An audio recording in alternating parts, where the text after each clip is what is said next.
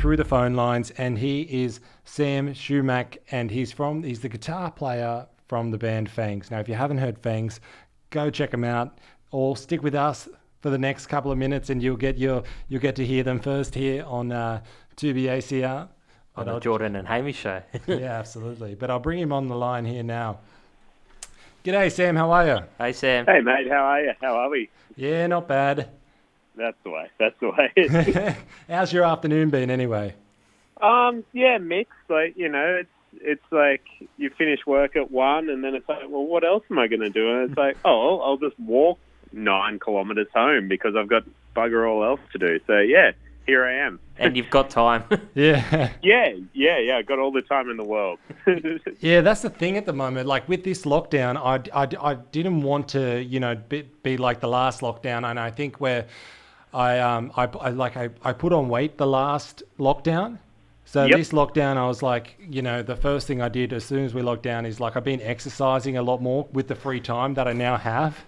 Yeah, rather than breakfast margaritas and stuff like that. Oh, absolutely. I think those days are behind me now. It's, because otherwise I come out of, quarantine 15 kilos heavier.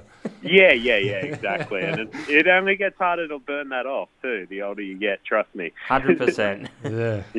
Yeah, very good. Now, Sam, tell us a little bit about yourself. I've told the audience that you're from the band Fangz. But explain how you came to be in Fangz and a little bit about your own background. So, I grew up northwestern Sydney. I went and studied classical guitar at University of New South Wales for a few years and ended up with a classical guitar degree. I tried to kid myself into thinking that I could play serious music, but then ended up just playing in rock bands kind of thing straight out of uni. So, as a result, I ended up in a band called the Lockharts, and we did a lot of touring in that band and did okay overseas and stuff like that. And then the band broke up overseas. 3 out of 4 of the members sort of looked at each other and were like, well, we still want to play together. So, yeah, we formed Fangz after seeing Frank Carter and the Rattlesnakes play at Download in Paris, and now here we are. About 3 years on, I guess. Yeah. Wow. And, 2 of them have been locked out. Well, 1.5 have been locked down, so, yeah. So is it 3 of you in the band or 4? So, sorry, we're a 4-piece. So, we found our singer, Josh, a crazy Canadian, and, it's been love. It was love at first sight. He did a cartwheel, within the first 15 seconds of his audition. So, naturally he had to be in the band, and, here we are. We love him. So was he singing while he was doing a cartwheel? Yeah. So, there's actually some great photos. You can find them pretty easily. He's somehow got this unique ability, and he must have done some capoeira somewhere along the lines. But, he's definitely a performer. Wow. Yeah. I'm pretty impressed that he could sing and do it at the same time, because doing cartwheels is quite a physical thing to do. Yeah. It's really weird, but he's a talented guy. That's for sure. And also like a bit of a natural comedian. Oh yeah, definitely. Yeah, he's very personable, and Canadians, I guess they kind of they get along very well with Australians. So he definitely wins crowds over very quickly with his sharp wit and just being hilarious. Yeah, for those that are listening, I did a podcast last lockdown. And I just did it out of my garage, and we had friends come over and record it, and we interviewed bands and stuff. And Fangz came on, and 3 out of 4. Yeah. Jamil had other stuff on, but it was Woody, Josh, and myself. Yeah. But it was the best interview I'd ever done, and the funnest one, because I just kind of sat back and just had a laugh. Like, you guys carried it by yourselves. Yeah, it probably had something to do with the 6 packs of beer we'd all drank on the train over. But, that's okay. Yeah, and I remember there being a lot of fireball involved in that day. Yeah. That's when we managed to score a bit of a sponsorship with Fireball, and so they just kept on giving us it. And by the end of it, like, I hate to think how much damage is on my liver. Maybe they're liable for something now. How many would they give you cases, or would they give you 2 bottles? They gave us a few cases, and like just heaps of like little promo bottles and stuff, which, you look at it and you're like, oh, it's only 200 mils, and then you realize you've drank 2 of them and you've had a 6-pack of beers. So yeah, not ideal. Yeah, well, at least you're making a bit of recovery now with the walks. Yeah, exactly. Yeah, working it off. Yeah, I saw you did a 15K walk. You did the Bondi to Coogee and then back. Yeah, yesterday morning I just couldn't sleep, so yeah, I just decided, I'll just drive to Coogee, and then I've never done the Bondi to Coogee walk, and everyone seems to have COVID over there, so may as well gamble. Hey. So did you feel it on your body? Did you sleep the next night? No, actually, funnily enough, I slept even less last night. So yeah, we'll see how we go today, I guess. Wow. How many kilometers have you done today? I think I've done about 13 today so far. Wow. Yeah. 2 less than yesterday. Yeah, it's the perfect time for it, isn't it? Yeah, absolutely. Yeah. Like I think the majority of people have been like that as well. Like have gone into this lockdown with the same mentality, because I've now I see more walkers now than I've ever seen in my neighborhood, especially. 1,000%, yeah. And you see which guy, like which group of people, like there's either people are early morning risers or like late, like go for their walks like really late in the afternoon or even the night. And like a 4 o'clock afternoon walk. Yeah, and then you get the people that are a bit crazy and want to walk in the dark, yeah, I mean, you do you, man. Hey. Yeah, at the end of the day, whatever works and whatever floats your boat, I suppose. But yeah. I'm a huge advocate for catching the morning sunrise. So yeah, and like I've been I've stopped drinking kind of for the last few months, so it's nice to see the morning sunrise like at the start of your day, not at the end of your day. Yeah, that's for sure. Yeah. I think sunrise, if you watch the sunrise, it's much better than a sunset. Oh yeah, definitely. Someone asked me the other day, they're like, what do you prefer, sunsets or sunrises? And I was like, to be honest, sunrises are much better, because that means you're going to have the whole day. And one, it just is cooler to go from black to suddenly like natural light. But yeah, true. Have you ever been to Perth though? Because like seeing the sunset over the Indian Ocean, that's pretty magical. Like, yeah, it kind of sets a precedent for the night ahead, I guess. Like if you're watching that, sitting at Little Creatures Brewery, watching the sunset over the sea, it's pretty good. Nice. I have to put it on the bucket list. Yeah. When we get out of lockdown and when we can travel, we can go over there, Hamish. Yeah. Good luck with that. I think Western Australia have been the strictest state. Like they don't want anyone coming in. Yeah, for some silly reason, I booked a flight there. For the end of September, so maybe I'll get to go, but Cross your fingers. That's still a while away. Yeah. Here's hoping, right? Yeah. Was it cheap? Did you get it during the specials? Well, it's actually funny you mentioned that. So it's like I had one of these weird credit cards that came with like free flights attached, like as a incentive to get you to get the credit card, and so I used these 2 flights, like I got them at the start of, like just before COVID went down kind of thing. Yeah. Thinking that I'd be able to use it. I've rescheduled these flights 3 times now. So technically they were free tickets, but now I've paid 3 change fees on it. So it's probably worked out at costing me more than the actual flights would have, but I'm too stubborn to give it up, I guess. Well, hopefully you'll get the flight out of it. Yeah, exactly.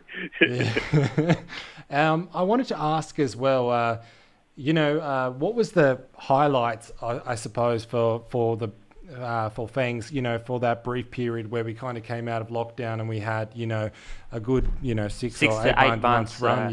When it was back to normal. I mean, we started playing shows when they were still seated, so it was the first standing shows were unreal. Like we were playing Wollongong and we had people like doing backflips off the PA and stuff like that. Wow. Like, wow. just every show kind of trumps the last one. It was really good. Like, it was great to see that everyone was just so hungry for music and to get rowdy and have a good time. Yeah. It's just a shame that light's kind of been put out for the time being, I guess. But there's nothing we can really do about it. So back to writing music and planning stuff, I guess. Yeah, well, I suppose now's the best time to really write music, isn't it? Yeah, exactly. Looking on the bright side of things. But how do you guys seem to attract a crowd that does, you guys seem to get all the backflippers come to your gigs. Like, I mean, you guys used to get, like, the Wicked Things guys come in and do backflips at your shows, and now you seem to get people down in Wollongong. Yeah, well, it just sort of started, I think it was Jamil, our bass player. He just put like the tagline on our bio. It's on our Triple J Unearthed. It was something along the lines of we just want to play music to party to and make people want to do backflips. and then the second show, the Wicked Things boys came and then they started doing backflips and we're like, oh crap! Like, we've kicked that goal already. We've peaked. Like it's all downhill from here, but. Yeah, fortunately, the backflipping and crowd surfing and all the craziness has kind of stayed throughout our career. So it's very nice to see, and hopefully there's a lot more to come. Hopefully. Now, hopefully soon. Now, if you're an acrobat and you're listening into the show today, make sure that once we come out of this lockdown, you go to a Fangz show. Yeah. Now, we're going to play one of your songs, "Prove Me Wrong." Your last single. Tell us about it. Yeah, thanks, Jordan. Oh, tell us about it. Sorry. Tell us about the song. Sorry. All good. Yeah, sorry, just froze there. So basically, Jamil wrote this song. It was sparked basically by the murder of George Floyd. Okay. But basically, the main theme of the song is that in Australia, we're all kind of, a lot of people are kind of shaped by what we're fed by the Murdoch media, essentially, and that basically leads us to have a shifted perception of what's actually going on at the ground level kind of thing. So, Muslims being called terrorists kind of thing, even though, they're the most peaceful people ever. You know what I mean? That sort of thing. And that's what it's kind of touching on. And, I think that's probably the best way I can say it succinctly. Yeah, so kind of just, what's the word I'm searching for here? Kind of proving stereotypes. Yeah, exactly. Yeah, nice. So we'll play a little bit of it and we'll be right back. Yeah, we'll be right back. Yep. This is 2BACR 100.9 FM. I start with this. When will there be an ending? Think we just need to dig a little deeper. Socially, I feel like I'm distracted. Fake it and then we'll read it. Change stories, let us believe it. I know it's getting hard to face it. It's all talk and nothing here is changing. If I could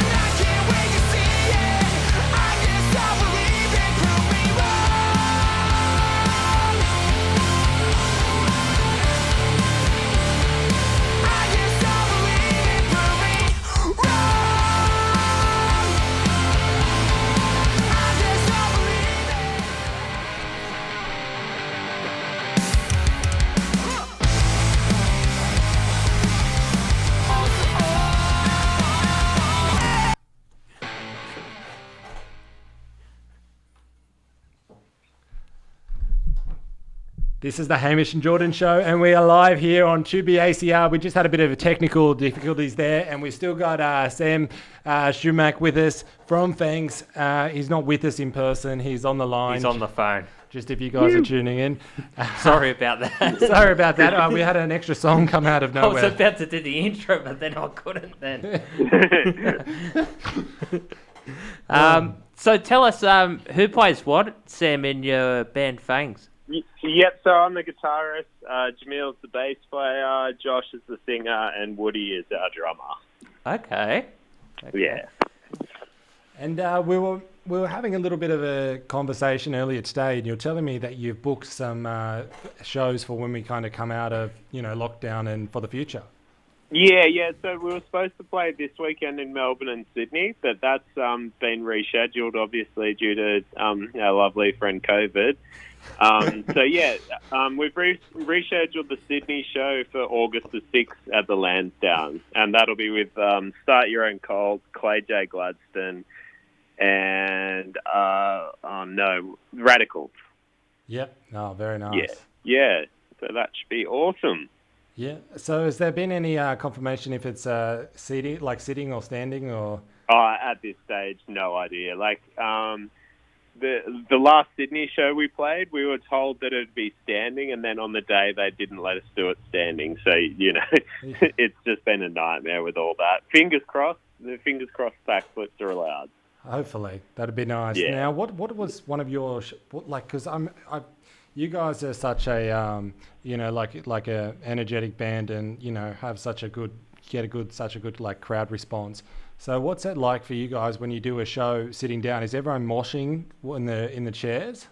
Yeah, we've definitely had the chair circle pits and stuff like that, which is always absolutely hilarious. So if you are at a seated show, feel free to do that, listeners. The band will only love you more for it. Yeah. Now, I wanted to ask as well, if people want to find out more about Fangz, where can they go to find out more? We're all over Facebook, Instagram, Twitter, Spotify.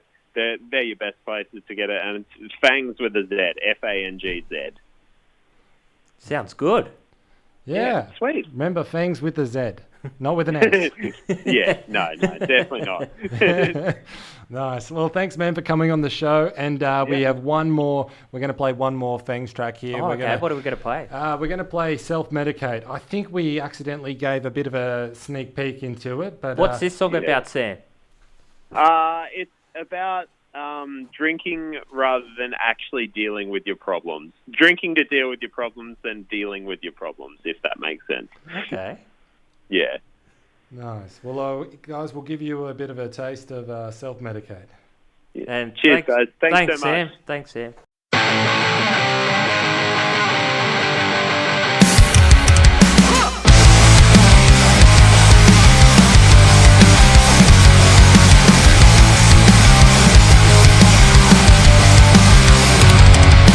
Tell me something, I'm feeling nothing. I've seen better days. Tell me something, I'm feeling